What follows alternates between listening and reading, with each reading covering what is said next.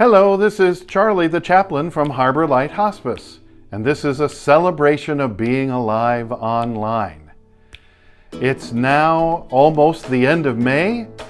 The weather is getting warmer. People are actually leaving their homes and getting out and about. People are starting to interact with each other again. I even had dinner at a real restaurant over the weekend.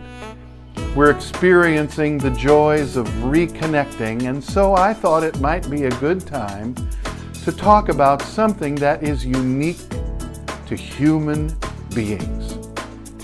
I'd like to talk about the ability to feel compassion. Compassion is a uniquely human experience. When we feel compassion and show compassion, we are the most human we can be. And we are also the most like God, who shows compassion to us. The word compassion is a compound word that comes from two Latin words, the prefix co, that means with, and the Latin word passio, which means passion or feeling. Co means with, like cooperate means to work together, to work with someone.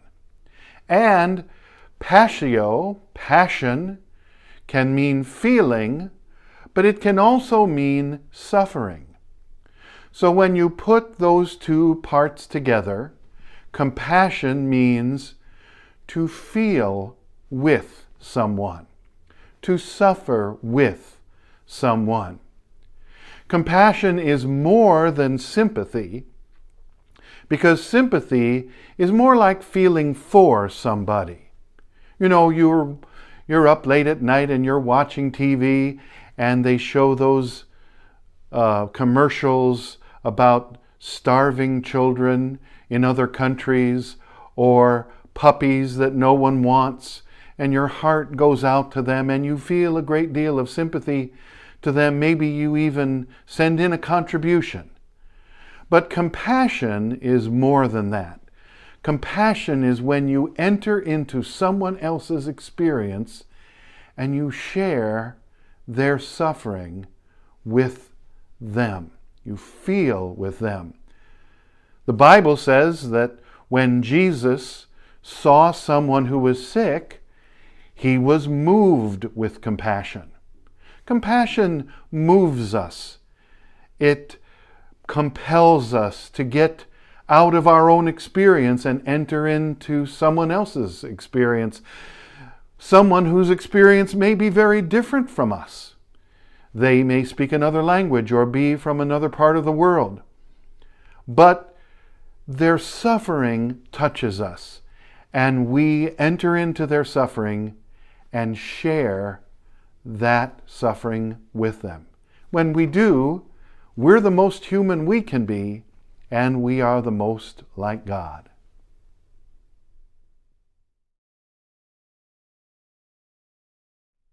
In one of the churches I served, they had a policy that it was okay to talk about political issues as long as everyone was fair and all sides were represented.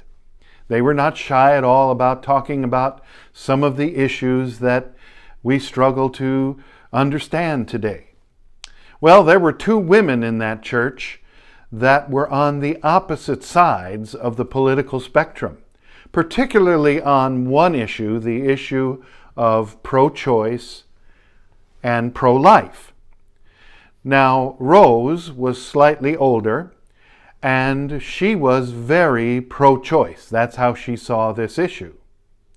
And Jackie was younger and was very pro-life. And every once in a while, Jackie would come in and place some literature in the literature rack in the foyer of the church about the latest pro-life rally or why everyone should be pro-life. And then the following Sunday, Rose would come in and put literature right next to it in the literature rack about the latest pro-choice rally or why everyone should be pro-choice. They felt very differently about this issue, but they always got along. Well, one day in the summer, Jackie became pregnant. She was going to have her fourth child, and she was really excited about it. Jackie was a wonderful mother, and she really enjoyed being a mom. So when she found out she was going to have another baby, she was just elated. But that joy quickly turned to sorrow when the baby was lost. Jackie had a miscarriage and lost the baby. And for a couple weeks, she missed church while she recovered from that loss at home, but she eventually did come back. And the interesting thing about that was the person who was most concerned about Jackie was Rose, who didn't feel the same way about these issues at all. The Sunday that Jackie came back to church, I remember standing in the fellowship hall after the service on Sunday, and I was just drinking some coffee and talking to folks. And I remember one of the people I talked to was a college student named Sarah. She had graduated that spring, and in the fall, she began her studies at the University of Michigan, Ann Arbor. And she was going through all of the questioning and doubting that a young person experiences when they start out in a university. I remember her saying to me, "Pastor, how do we really know God is there? We can't see God. If I could see God, it wouldn't be difficult to believe. But you can't see God, so how do we really know God is there?" So I said to her, "Well, Sarah, that's a very complicated question. Maybe you should stop by the office sometime and we can talk about it." And she said, "Oh, that's great. I'll do that." And then she went on to talk to someone else. The next person who came to talk to me was Rose. Rose came up with a very concerned look on her face, and she said, "How is Jackie doing?" And I said, "Well, Jackie is grieving, but she's doing okay." And then Rose said something that I thought was very beautiful. Rose said, "I have been thinking about Jackie so much, and I've been praying for her because I know how she feels about a fetus being a child. And I know that in her mind, Jackie has lost a baby. And I wish I could just tell her that I feel for her." I thought that was so beautiful, and I said to Rose, "Well, you know, Rose, you can tell her right now. She's sitting right over there." And I pointed over to the perimeter of the fellowship hall where we had all the metal folding chairs. Over there by the wall, all by herself, was Jackie, holding a cup of coffee she was not drinking and looking profoundly sad. When Rose saw Jackie, she was visibly moved, and she went over to her.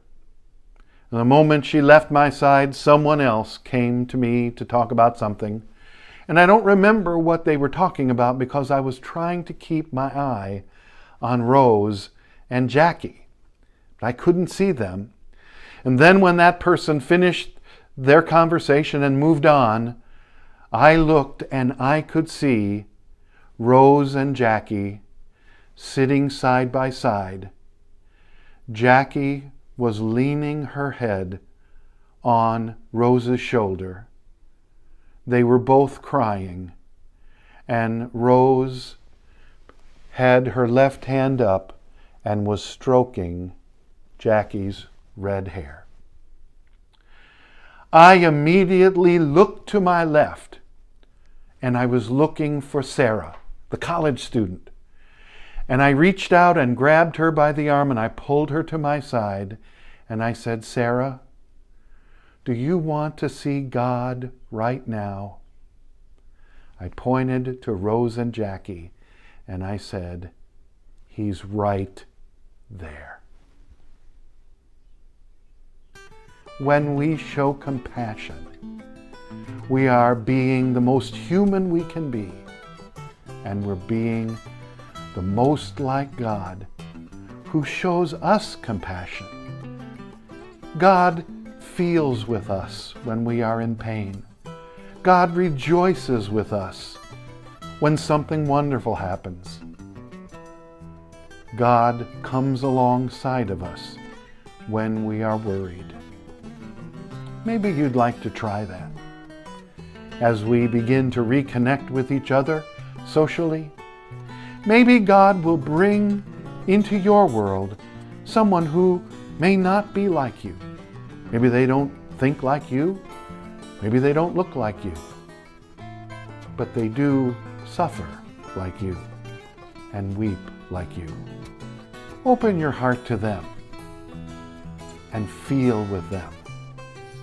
Because when we show compassion, that is truly when we are closest to God. This is Charlie, the chaplain from Harbor Light Hospice. This has been a celebration of being alive. Go in peace, and I'll see you next time.